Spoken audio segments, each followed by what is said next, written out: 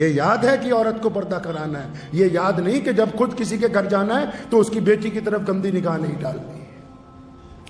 یہ یاد ہے کہ بیٹی کے منہ کے اوپر پردہ لگا ہو، یہ یاد نہیں کہ کسی کی بیٹی گزرتی ہو تو اس کے ساتھ زنا کا ارادہ کرتا ہو۔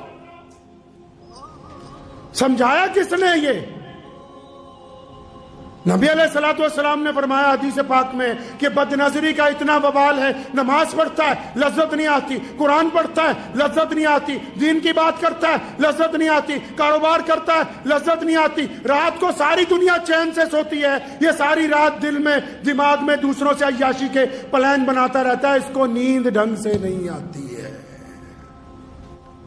یہ جس انٹرنیٹ کے چکر میں پڑھ کے اپنی جوانیاں برباد کر رہے ہو، کیا یہ اس بات کی دلیل نہیں کہ جب سے انڈسٹری آئی اس بات کی کہ ہم لوگوں کو رسالے چھاپ کے دیں، ہم لوگوں کو اچھی اچھی رنگین تصویریں چھاپ کے دیں، جب سے ہم سوشل میڈیا کے اندر گھسے تو اخباروں کے ساتھ ساتھ انٹرنیٹ کے اوپر بھی، سڑکوں کے اوپر بھی اشتہار لگنے لگے، مردانہ کمزوری کا علاج کروا لو، لکوریے کا علاج کروا لو۔ کیا پتہ نہیں لگ رہا دنیا کو کہ یہ تمہاری آنے والی نسلوں کو برباد کر رہی ہے؟ یہ بد نظری تمہیں تباہی کی طرف لے کے جا رہی ہے۔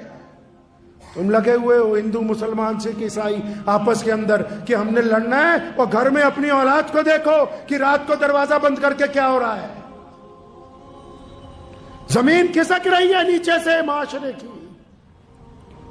یار یاروں کے گھر جاتے ہیں، ان کی بہنوں کے ساتھ زنا کا ارادہ رکھتے ہیں، ان کی ماؤں کے ساتھ زنا کا ارادہ رکھتے ہیں۔ جن لوگوں کی آنکھوں میں شرم و حیا باقی نہ رہی ہو، ان کو کیا پتا ہوگا کہ یاری ہوتی کیا ہے؟ ان کو کیا پتا ہوگا دوستی کس مرض کا نام ہے کہ اگر کسی کو لگ جائے تو اس کے علاوہ زندگی نہیں گزرتی ہے۔ ہم نے کیا سوچا کہ بد نظری کوئی معمولی گناہ ہے؟ بد نظری کی وجہ سے، آپ سنو جو اپنے آپ کو مسلمان ہونے کا دعویٰ کرتے ہیں، بد نظری کا وبال یہ ہے کہ آپ دوستوں میں 5 گھنٹہ بیٹھ کے گپے مار سکتے ہو، اگر کوئی مسجد میں تمہیں لے آئے 15 منٹ سے زیادہ ٹکتے نہیں ہو۔ کیا اس سے زیادہ اللہ کی ناراضگی کیا ہوگی؟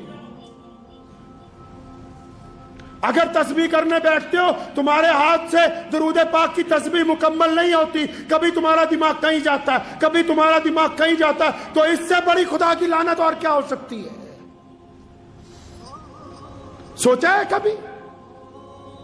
چہروں کا نور ختم ہو جاتا ہے، دل کی رونق ختم ہو جاتی ہے، دماغ، جسم کے اعضاء۔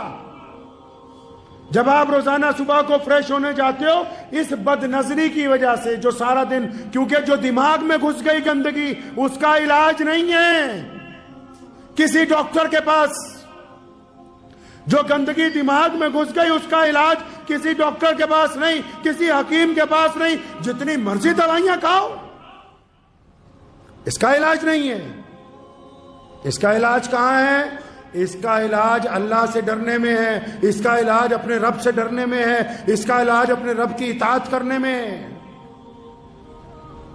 یہ سمجھ لے کہ اگر ہم بد نظری کریں گے، اگر ہم اپنی آنکھوں کا غلط استعمال کریں گے، یہ آنکھیں اگر نعمت ہیں تو انسان کو زحمت میں بھی ڈال دیتی ہیں۔ آج کل تو لوگ اسپیشل بازاروں میں جاتے ہیں، عورتیں بھی اور مرد بھی۔ بات کڑوی ہے، ہو سکتا ہے کچھ لوگوں کو تکلیف پہنچے، ہم لوگ اسپیشل بازاروں میں جاتے ہیں آج کل، عورتیں بھی اور مرد بھی۔ عورت کی آزادی کے نام پہ لوگوں نے دھوکہ دے دیا ماؤں بہنوں بیٹیوں کو کہ سج تک کے بازاروں میں نکلو، اور یہ کہا کہ ہم آزادی چاہتے ہیں۔ رات کو کوئی بندہ اپنے گھر کی کنڈی لگا کے سوتا ہے تو کیا وہ گھر میں قیدی ہے؟ وہ قیدی نہیں ہے، اس نے اپنے گھر کو سیکیور کیا ہے، اپنے گھر کو محفوظ کیا ہے۔ اگر کوئی ماں بہن بیٹی اپنے سر پر دوپٹہ رکھتی ہے تو وہ دقیانوس نہیں ہے، اس نے گندی نگاہوں سے، اس نے کھا جانے والی نگاہوں سے اپنے جسم کی حفاظت کی ہے۔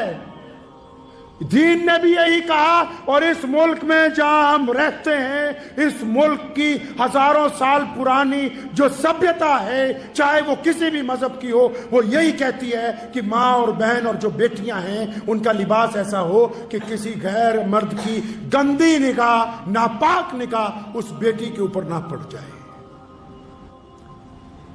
حضرت مکتوم رضی اللہ تعالیٰ عنہ آنکھیں نہیں ہیں، نابینا ہیں، اندھے ہیں، وہ گھر میں تشریف لائے، نبی علیہ السلام کو ملنے کے لیے آئے، اور پیارے نبی صلی اللہ علیہ وسلم کی ازواج مطہرات ہیں، ہم سب کی ماں ہیں۔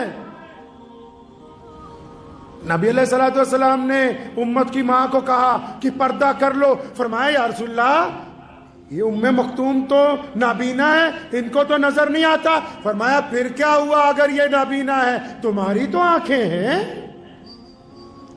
بیٹیوں کو بھی رسول اللہ نے سمجھایا کہ غیر مردوں پر شہوت کی نگاہ مت ڈالو۔ اللہ نے یہ جو تمہیں جسم دیا، چاہے وہ بیٹے کا ہو چاہے وہ بیٹی کا ہو، یہ خدا کی امانت ہے۔ کل قیامت کے دن جہاں بہت ساری پوچھ ہوگی، اللہ پوچھیں گے کہ اس جسم کا استعمال کیسے کیا تھا۔ مجھے امید ہے کہ آپ کو یہ ویڈیو پسند آئی ہوگی۔ اگر پسند آئی ہو تو یہ آپ اپنے دوستوں کے ساتھ شیئر کریں اور اس چینل کو سبسکرائب ضرور کریں۔